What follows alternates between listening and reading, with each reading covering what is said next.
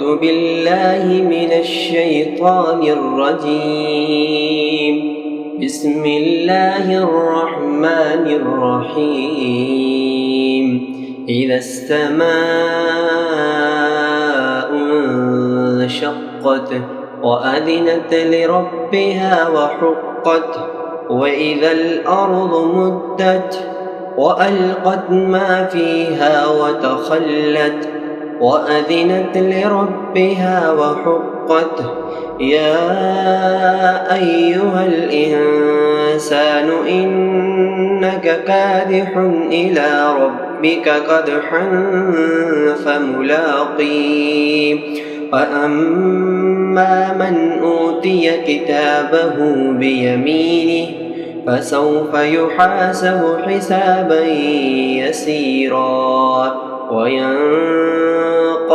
إلى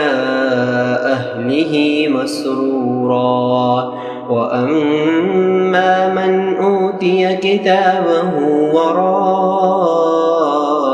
ظهره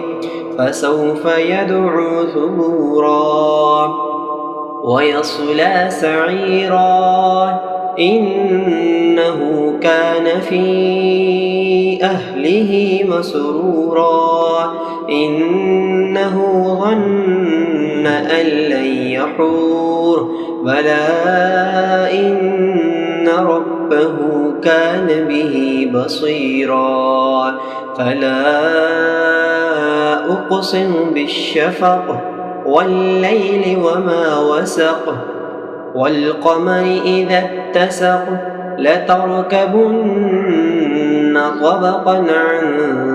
طبق فما لهم لا يؤمنون وإذا قرئ عليهم القرآن لا يسجدون بل الذين كفروا يكذبون والله أعلم بما يوعون فبشرهم بعذاب أليم إلا الذين آمنوا وعملوا الصالحات لهم أجر غير ممنون.